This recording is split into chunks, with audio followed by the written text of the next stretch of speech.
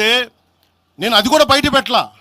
ఆయనే ఒక audio file చేసి, నేను దాన్ని కూడా కూర్చొని చెప్పలా, ఆడియో ఫైల్ చేసి ఆయన ఒక చిన్న ఛానల్కి రిలీజ్ చేసి అది బయటకు వచ్చింది.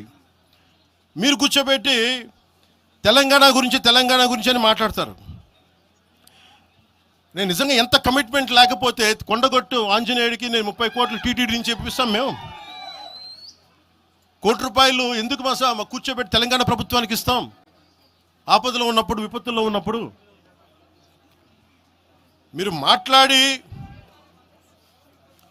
మీరు ఈరోజు మాట్లాడుతూ ఉన్నారు, బెదిరిస్తున్నారు. ఒకటే చెప్తా ఉన్నా, ఇక్కడున్న నాయకులందరూ కూడా, మా శంకర్ గౌడ్ గారి దగ్గర నుంచి ఇక్కడున్న నాయకులు పేరు పేరున, సంపత్ నాయక్ కానీ, సాగర్ గారు కానీ, వీళ్ళందరూ కూడా మీరు బెదిరిస్తూ ఉంటే మేము భయపడి, సారు మీ కాల్మొక్తా సారు, మీ బాంచన్ సారు అన్నంత భయాలు ఉన్నాం. మేము వాళ్ళమే కాదమ్మా. ఇక్కడ మేము ఒకటే చెప్తా ఉన్నా, రాజశేఖర రెడ్డి గారు, వైఎస్ రాజశేఖర రెడ్డి గారు బతికున్నప్పుడు ఆ రోజు మీ గొంతులు ఏమైనాయి? ఆ రోజున మీ అందరి గొంతు తెరిచారా మీరు? ఆ రోజున తెలంగాణ గురించి వీళ్ళు మాట్లాడుతూ ఉంటే ఒకటే చెప్తా ఉన్నా, యువరాజ్యం పెట్టిన తర్వాత మొట్టమొదటిసారి నా మీద కేసు పెట్టి పోలీస్ స్టేషన్లో కూర్చోబెట్టింది తెలంగాణ భీమరావు బాడా కోసం. దానికోసం తెలంగాణ మీద మొదటి కేసు నాకు తెలంగాణలోనే పడింది. కూర్చోబెట్టి మీరు అందరూ కూర్చోబెట్టి, ఆ రోజు ఒక్కళ్ళు ఏమయ్యారు? ఈరోజు మీరు బెదిరిస్తూ ఉన్నారు, బయటకు వస్తే దాడులు చేస్తారు. మాకు దాడులు కొత్త అనుకున్నారా? మాకు మీరు మహబూబ్ నగర్లో మన కాంగ్రెస్ నాయకులు కూలిస్తే స్టేజే కూల్చేశారు. మీరు మా కార్లు అడ్డం పెట్టి మా మీద దాడులు చేయడం, ఇవన్నీ తట్టుకొని ఇచ్చాం మేము. ఖమ్మంలో మీరు రాళ్ళు దాడులు చేశారు ఆ టైంలో, అప్పుడున్న కాంగ్రెస్ ప్రభుత్వం. ఈరోజు మాకు కొత్త అనుకుంటున్నారా ఇవన్నీ?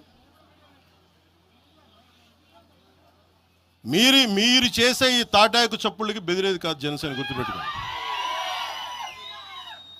ఏదైనా మాట్లాడితే తెలంగాణ ప్రభుత్వం అధినేతలు కూడా చెప్తా ఉన్నాను, మీ ఇళ్లలోకి వచ్చి దూరిపోయి ప్రైవేట్ ఆస్తుల్లోకి వచ్చి నిజంగా ఒక తప్పు జరిగే ఉంటే, నేను ఈరోజు మళ్ళీ చెప్తున్నాను, రీఐటరేటింగ్, యు సీజ్ ద ప్రాపర్టీ. సంతోషంగా చెప్తున్నా. అక్కడ ఉన్నది నాకు గోశాల ఉంది. అక్కడ ఒక 60-70 గోవులు ఉంటాయి. అక్కడ వాటి గడ్డి కోసం ఉంటుంది. మీరు తెలంగాణ ప్రభుత్వానికి చెప్తున్నాను, ప్రైవేట్ స్థలాల్లోకి వస్తే it is a criminal trespass, criminal defamation, mischief with malified intention, propagating misinformation for causing unrest and regional differences. ఇన్ని కేసులు అట్రాక్ట్ అవుతాయి. ఇవన్నీ మీరు ఒక్కసారి కూర్చొని మీరు మమ్మల్ని భయపెట్టాలని చూస్తే వాటికి భయపడే వాళ్ళం కాదు. నేను మీరు ప్రతి చోట మీరు రీజనల్గా ప్రతిసారి పట్టుకొస్తే ఇక్కడున్న జర్నలిస్టులో కానీ, IAS IPSలో కానీ అన్ని జాతులు ఉన్నాయి, అన్ని కులాలు ఉన్నాయి. ఒక్క ప్రాంతానికి చెందిన వాళ్ళు లేరు ఈ భారతదేశంలో. నిజంగా కూర్చోబెట్టి తెలంగాణకు ద్రోహం చేస్తే మొట్టమొదటి గొంతు లేపే జనసేన లేకపోతే. ఆ రోజు మీరు అందరూ మర్చిపోయారేమో, మేము లేపా గొంతులు.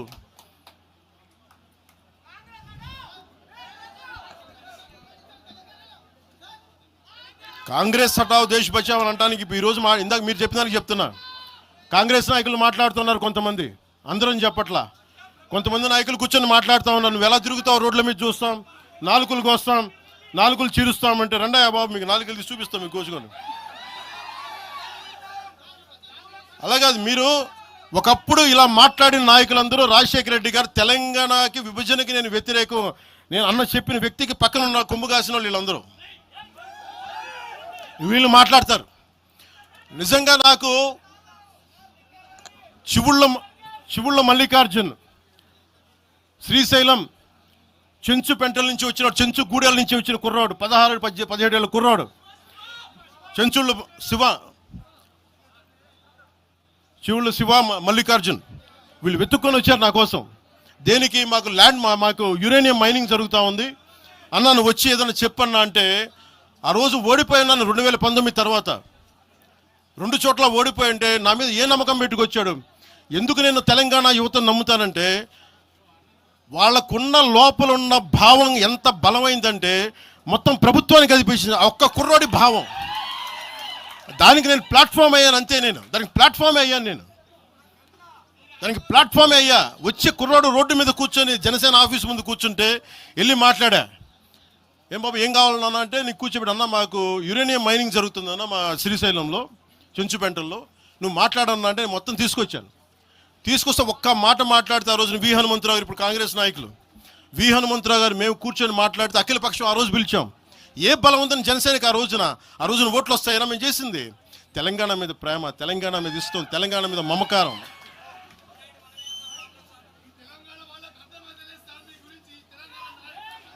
తెలంగాణ ప్రజలు వేరు, తెలంగాణలోని కొద్దిమంది. నేను కేసీఆర్ గారు భారత రాష్ట్ర సమితి పెట్టి ఆంధ్రాలో పార్టీ పెట్టినప్పుడు స్వాగతించిన వాడిని నేను. ఒక పార్టీ ఎక్కడైనా పెట్టుకోవచ్చు. కేసీఆర్ గారికి మనస్ఫూర్తిగా ఆ రోజున తెలంగాణ మనకి గుంటూరులో బీఆర్ఎస్ పార్టీ కార్యాలయం పెడితే, అంతకుముందు జనసేనలో పనిచేసిన నాయకులను ఆయన ప్రెసిడెంట్గా పెడితే మనస్ఫూర్తిగా స్వాగతించాం. అలాగా అందరూ కూడా పంజాబ్ వెళ్ళొచ్చు, మహారాష్ట్ర పోవచ్చు, జనసేన మటుకు తెలంగాణలో అడుగు పెట్టకూడదంటే మేము ఏం కోరుకున్నాం? జనసేనలో మేము తెలంగాణలో ఏం కోరుకుంటాం? పవన్ కళ్యాణ్ ముఖ్యమంత్రి అవుతాడు ఇక్కడ? ఆంధ్రాలోనే దిక్కు లేదు, పవన్ కళ్యాణ్ ఇక్కడే ముఖ్యమంత్రి అవుతాడు. కానీ దేనికి భయం అంటే చైతన్యవంతులను చేస్తామన్న భయం, అదొక్కటే భయం. సమస్యల మీద తిప్పి కొడితే ఎంత? 4 కోట్ల జనాభా ఉన్న, దాదాపు 4 కోట్ల జనాభా ఉన్న తెలంగాణలో జనసేన తిప్పి కొడితే 1,00,000 మంది పైన కూడా లేరు. 2,000 మంది జన సైనికులతోటి, సాధకులతోటి మేము సభ పెట్టుకుందామంటే మీరు దీనికి పర్మిషన్ ఇవ్వకపోతే మేము ఏం చేస్తాం? మేము దుర్మార్గాలు చేస్తామా? మేము అంటే నాకు ఎలా ఉంటుందంటే మీరు ఏదైనా మాట్లాడండి అంటే ఎక్కడ. ఇప్పుడు నేను ఒక ఎనలిస్ట్ కూర్చొని నేను మాట్లాడింది వేరు, నువ్వు అమిత్ షా గారిని మాట్లాడితే నేను దాని గురించి ప్రస్తావిస్తే దీంట్లో ప్రాంతీయత ఎక్కడుంది? దీంట్లో తెలంగాణ నేను ఎప్పుడు అవమానం చేశాను? దీంట్లో కులాలు ఎక్కడ వచ్చినాయి? మీరు తీసుకొచ్చి మీరు తిడతా ఉంటే అంటే నాకు ఒక హక్కు కూడా లేదా? మీ ఇష్టానికి మీరు మాట్లాడితే మేము కనీసం నొచ్చుకునే అభిప్రాయం కూడా మేము చెప్పకూడదా? బాధ కూడా పడకూడదా? అంటే మేము కూర్చోబెట్టి బాంచం ద్వారా అలాగే ద్వారా మీరు ఎలాంటి వాళ్ళని భరించాలా? మేము పీకలు పోయినా పర్లేదు, పీకలు కోసుకుంటాం, కానీ భయం అయితే మాకు రాదు.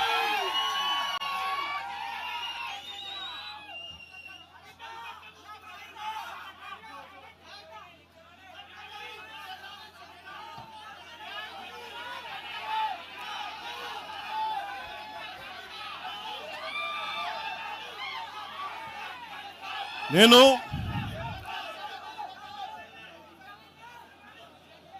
తెలంగాణలో ఆంధ్ర వాళ్ళకి ఏం పని అంటారు? సంతోషం, కరెక్ట్. అది తెలంగాణలో ఆంధ్ర కాంట్రాక్టర్లు ఓకేనా? ఇక్కడ ఆంధ్రాలో తెలంగాణ కాంట్రాక్టర్లకి బాగానే పనిచేస్తున్నారు. అక్కడ తెలంగాణలో ఆంధ్ర కాంట్రాక్టర్లు బాగానే ఉన్నారు. ఎవరినా మీరు బేవకూఫులు చేస్తా ఉన్నారు? మీరు ఎవరిని బేవకూఫులు చేస్తారు? మీరు ప్రజలనేమో మీరు మభ్యపెట్టి, యువత మీరు ప్రజానికం, మీరు తెలంగాణ ప్రజలు ఇది గుర్తించాలి. ఇది వీళ్ళు బాగానే ఉన్నారు, వీళ్ళ అధికారాలు బాగానే ఉన్నాయి, వీళ్ళు బిజినెస్లు బాగానే ఉన్నాయి, వీళ్ళ కాంట్రాక్టులు బాగానే ఉన్నాయి. ఏదైనా మాట్లాడితే నాలాంటి వాడిని కూర్చోబెట్టి భయపడతా ఉంటారు. మీరు ఒక్కసారి చెప్పండి. మీరు నిజంగా వద్దు అనుకుంటే తెలంగాణలో అసెంబ్లీలో ఎవరైతే తిడుతున్నారో మీరు తీర్మానం పెట్టండి. పవన్ కళ్యాణ్ అనేవాడికి ఇక్కడ పర్మిషన్ లేదు, రాకూడదని పెట్టండి పర్మిషన్. సంతోషం నాకు. దాన్ని ఎలా పెడతారు నేను కూడా చూస్తాను దాన్ని. మేము 1,200 మంది ఉద్యమకారులు ఎంతమంది చనిపోయారో నాకు తెలుసు. 12 సంవత్సరాలు 1,200 మంది ఉద్యమకారులు పైగా చనిపోతే వాళ్ళ మీద గౌరవార్థం నేను ఎప్పుడు ఒక్క మాట మాట్లాడాలి తెలంగాణ, ఒక్క మాట. అంత ఇష్టం నాకు తెలంగాణ. కానీ మీరు కూర్చోబెట్టి నా ప్రేమను కనుక మీరు శంకిస్తే నేను ఇప్పుడు దాకా నిర్ణయించుకోలే. మీరు అంటున్నారు కాబట్టి చెప్తున్నా, తెలంగాణలో జనసేన ఉంటుంది, మేము పోటీ చేస్తాం. నేను ఇప్పుడు దాకా ఎప్పుడు అవసరమైతే తెలంగాణలో తిరుగుతాం. నేనే తిరుగుతా, మేమే తిరుగుతాం.